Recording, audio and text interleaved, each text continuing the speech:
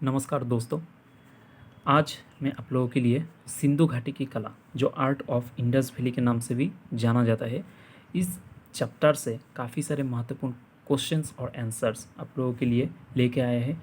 और यही क्वेश्चंस बार बार KVS, NVS, EMRS और बहुत सारे टीजीटी पीजीटी के एग्ज़ाम में भी पूछा गया है।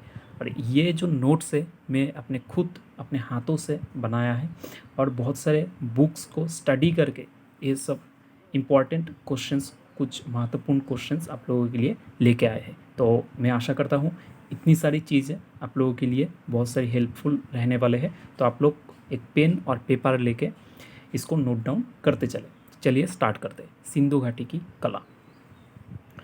लगभग 5000 वर्ष पहले भारतीय उपमहाद्वीप में सिंध नदी के किनारे कौन सी सभ्यता फली फूली थी? ये होगा सिंध सभ्यता। इससे आप अनुमान कर सकते हैं कि ये जो सिंधु सभ्यता है वो कितनी वर्ष पहले की है। 5000 वर्ष पहले की ये सभ्यता है। मतलब आज की जो डेट है, आज की डेट से 5000 वर्ष प्राचीन ये सभ्यता है। सिंधु सभ्यता की कला उतनी ही प्राचीन है जितनी की ये सभ्यता है। नेक्स्ट, सिंधु सभ्यता का चमत्कृत काल था 2500 से लेकर 1500 ईसा पूर्व के बीच। इसमें काफ़ी सारे आर्कियोलॉजिस्ट के अकॉर्डिंग इसमें मतभेद है। बहुत सारे आर्कियोलॉजिस्ट ने इसे 2500 माना ही नहीं है। इसमें 23 या फिर 22 लिखा हुआ है, या फिर इसमें 17, किसी किसी किताब में तो 16, किसी किसी किताब में 1800 ईसा पूर्व भी लिखा हुआ है। लेकिन जो अप्रोप्रिएट है, जो एनसीईआरटी के किताब में आपको मिलेंगे, जो केवीएस एनवीएस एग्ज़ाम में जो समय काल करेक्ट माना गया है वो यही है, 2500 से लेके 1500 ईसा पूर्व के बीच में। इसके पश्चात देखिए क्या है, सिंधु सभ्यता के दो प्रमुख नगर थे, एक हड़प्पा और मोहनजोदड़ो। ये दोनों स्थल वर्तमान में पाकिस्तान में स्थित है। हड़प्पा सभ्यता यानी कि सिंधु सभ्यता में बहुत सारे क्षेत्र आप लोगों को मिलेगा। इसमें सिर्फ हड़प्पा और मोहनजोदड़ो यही दोनों स्थल है जो वर्तमान में पाकिस्तान में स्थित है, बाकी सब भारत में स्थित है। तो भारत में कौन कौन सी क्षेत्र रहे हैं सिंधु सभ्यता से संबंधित? भारत में खोजे गए प्रमुख स्थल देखिए, लोथल, रंगपुर, धोलावीरा, ये तीनों जो स्थल है ये गुजरात में स्थित है और गुजरात भारत में है। राखीगढ़ी, बनावली, ये दोनों क्षेत्र हरियाणा से संबंधित है और हरियाणा भारत के अंतर्गत आते हैं। रोपर जो कि पंजाब में है और पंजाब भी भारत के अंतर्गत है। कालीबंगा, बलाथल राजस्थान से संबंधित है और आलमगीरपुर ये उत्तर प्रदेश में स्थित है। और इससे भी मतलब ये सिर्फ इतना ही नहीं है, इससे भी और भी है, और भी बहुत सारे क्षेत्र है जो इंडस वैली सिविलाइजेशन से संबंधित है। लेकिन हम सिर्फ जो बहुत सारे इम्पॉर्टेंट रहे हैं कला की दृष्टि से, हम बस इसी को स्टडी करेंगे। नेक्स्ट देखिए, सिंधु घाटी सभ्यता किस लिए प्रसिद्ध है? वास्तुकला के लिए। ठीक है कि वास्तुकला यानी कि इसमें नगर योजना की गई थी सिंधु सभ्यता में, आप सभी जानते हैं। इसका जो नगर योजना है वो काफ़ी फेमस रहे हैं, तो उसी की दृष्टि से वास्तुकला जो है, इसके वास्तुकला की दृष्टि से ये सिंधु घाटी सभ्यता बहुत प्रसिद्ध रहे हैं। नेक्स्ट देखिए, सिंधु घाटी की बर्तनों को किस रंग से रंगाने के बाद पकाया जाता था? गेरू यानी कि लाल रंग से। गेरू जो है ये एक खनिज रंग है, ठीक है ना। तो बर्तन जो है, बर्तन वगैरह, उसके ऊपर एक रेड कलर की एक प्रोलेप दी जाती थी, उसके बाद उसको पकाया जाता था। सिंधु सभ्यता की लिपि क्या थी? चित्रों या चित्राक्षर यानी कि पिक्टोग्राफी। आप लोग इंडस वैली सील्स तो देखे ही होंगे। तो सील्स के ऊपर, जैसे कि पशुपति सील हो गया, उसके बाद यूनिकॉर्न सील हो गया, उसके ऊपर आप लोग देखेंगे कुछ लिखा हुआ होता है अक्षर की जैसा, ठीक है ना। मतलब कि कुछ चित्राक्षर जैसे कुछ लिखा हुआ होगा, वही है जो जिसे लिपि कहा गया है, वही इसको इंग्लिश में इंस्क्रिप्शंस भी बोला जाता है। तो वो कैसा है सिंधु सभ्यता का लिपि? चित्र या चित्राक्षर यानी पिक्टोग्राफी। सिंधु सभ्यता का मुख्य देवता कौन है? ये पशुपति शिव रहेगा। हालांकि पशुपति शिव का एक सील भी है। इसके पश्चात देखिए क्या है,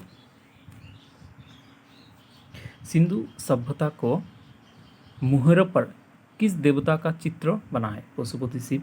पशुपति शिव का मोहरे कहाँ से मिले हैं? मोहनजोदड़ो से मिले हैं। ये जो पशुपति शिव है इसका एक मोहरे, मोहरे यानी कि सील, ये कहाँ से प्राप्त हुई है? मोहनजोदड़ो से प्राप्त हुई है। सिंधु घाटी की कला को और किस नाम से जानते हैं? मृण जात्रों की कला के नाम से भी इसको हम जानते हैं। सिंधु सभ्यता की खोज किसके निर्देशन में हुआ? John Marshall, sir John Marshall के निर्देशन में सिंधु सभ्यता की खोज हुई थी।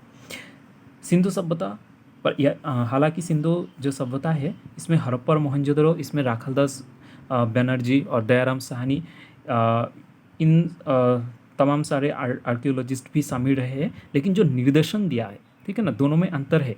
एक खोज किसने किया और निर्देशन दिया, निर्देशन यानी कि जो काम करने की जो प्रोसेस है, जो ऑर्डर वगैरह है, ठीक है ना, वो जॉन मार्शल के निर्देशन में जो दयाराम साहनी है, उसके बाद राखालदास बनर्जी है, इन लोगों ने जो है एक्सकेवेशन स्टार्ट किया।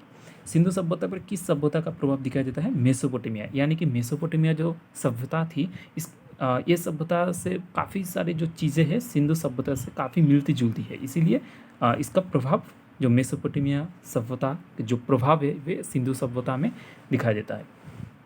सिंधु घाटी सभ्यता में किस पेड़ का सर्वाधिक अंकन हुआ है? वो होगा पीपल।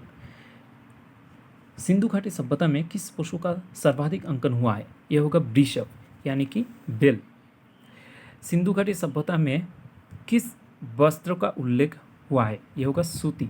सिंधु सभ्यता में मिट्टी के बर्तन किस पर बनाए जाते थे? चाक पर, यानी कि कुम्हार के चाक, जो हाथों से बना के जो बनाते हैं चाक पर मिट्टी के बर्तन वगैरह, वही है चाक, यानी कि कुम्हार के चाक। इसके पश्चात देखिए क्या है, सिंधु सभ्यता में लिपि कैसे लिखी जाती थी? पहली पंक्ति में दाएं से बाई और तथा दूसरी पंक्ति में बाएं से दाई की ओर। हम किस तरह से लिखते हैं? जो मैंने जो नोट्स बनाया है वो किस तरह से लिखे हैं? लेफ्ट साइड से लिखते लिखते राइट साइड, फिर लेफ्ट साइड से लिखते लिखते राइट साइड, फिर लेफ्ट साइड से लिखते लिखते राइट साइड। जो सिंधु सभ्यता में जो लिपि लिखी गई है वो ऐसे नहीं, वो कैसे लिखते थे? पहले राइट साइड से स्टार्ट करते थे, दाएं से बाएं की ओर, उसके बाद फिर ऐसे चलते थे, उसके बाद फिर घूम के ऐसे, फिर ऐसे, मतलब कि ऐसे सांपों की जैसा, एस जैसे, ऐसे ऐसे ऐसे लिखी जाती थी। ठीक है, तो पहली पंक्ति में दाएं से बाएं और तथा दूसरी पंक्ति में बाएं से दाएं और। सिंधु सभ्यता की मोहरे किस आकार की है? वो वर्गाकार के आकार में है। सिंधु सभ्यता की सबसे अधिक जानकारी किससे मिलती है? मोहरों से। मोहरों से हमें सिंधु सभ्यता के बारे में काफ़ी सारे इन्फॉर्मेशन प्राप्त हुए हैं।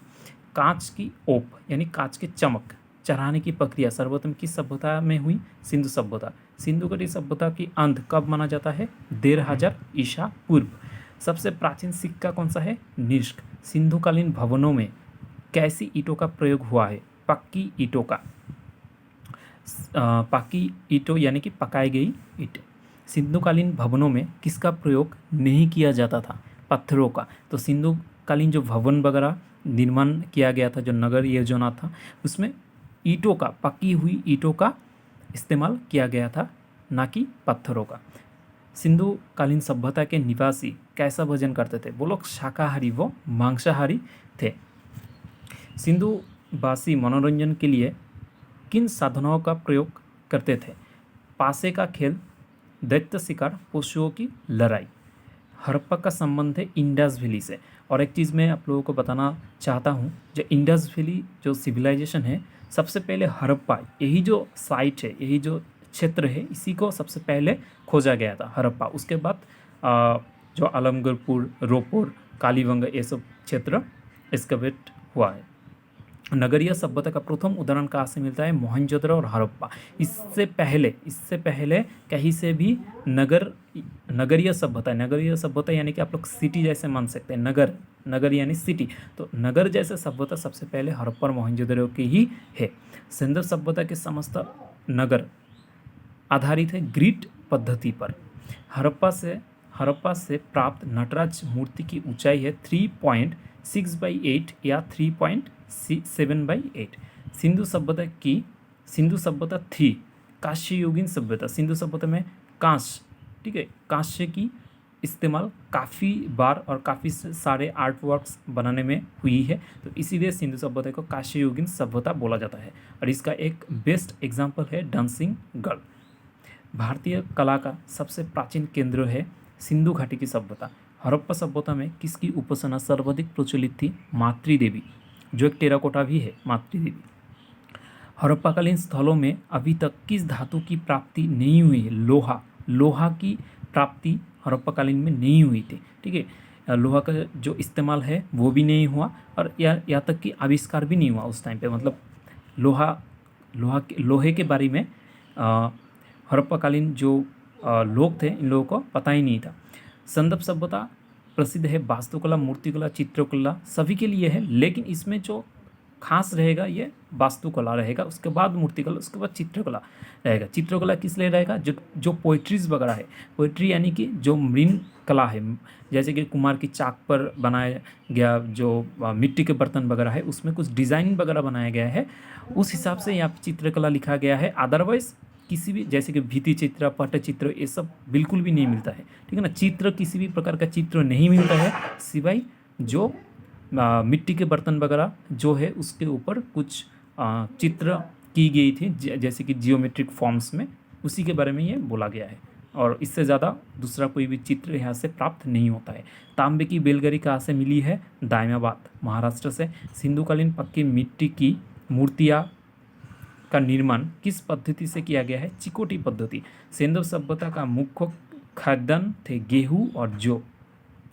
सिंधु सभ्यता का भारत में दूसरा सबसे विशालतम नगर है धोलावीरा, जो गुजरात के कच्छ में स्थित है। घोड़े की अस्थियाँ कहाँ से प्राप्त हुई है? सूरकोटता। अग्निकुंडो कहाँ से प्राप्त हुआ है? कालीबंगा। हड़प्पा से प्राप्त एक श्रृंगी वृषभ कहाँ सुरक्षित है? Indian Museum, Kolkata. मूर्ति पूजा का आरंभ माना जाता है हड़प्पा काल से। सिंधु काल में मधुशिष्ट विधि का प्रयोग किस विधा में किया जाता था? धातु की मूर्ति बनाने में। टेराकोटा फिगरिन किसे कहते हैं? मृण मूर्तिकाय। मोहनजोदड़ो और हड़प्पा में पाए गए शिल्प किस माध्यम में बनाए गए हैं? सेलखरी यानी कि टेराकोटा। टेराकोटा मूर्ति बनाई जाती है पक्की मिट्टी से। सिंधु सभ्यता के लोग परिचित नहीं थे तलवार से भी परिचित नहीं थे, पत्थर का यूज़ भी नहीं हुआ है, और लोहे से भी अपरिचित थे। सिंधु सभ्यता से प्राप्त मोहरे पर आकृतियाँ किस प्रकार निर्मित है? उभरी हुई। तो इतनी सारी चीज़ें जो इंडस वैली से है, मैंने आप लोगों के लिए तैयार किया है। हालांकि और भी इम्पॉर्टेंट्स और भी महत्वपूर्ण क्वेश्चंस आप लोगों के लिए ऐसे ही मैं स्टडी करके, किताबों से स्टडी करके, लिख के आप लोगों को एक नोट के ज़रिए प्रोवाइड करता रहूँगा। इसमें और भी है, हड़प्पा है, मोहनजोदड़ो है, और भी मैंने लिखा है। हालांकि वो नेक्स्ट वीडियो में आपको प्रोवाइड की जाएगी। अगर वीडियो को अच्छे लगे तो प्लीज़ सब्सक्राइब करें और मेरे साथ जुड़े रहें, और कमेंट में ज़रूर बोलें कि ये नोट्स आप लोगों के लिए हेल्पफुल रहे या नहीं। धन्यवाद।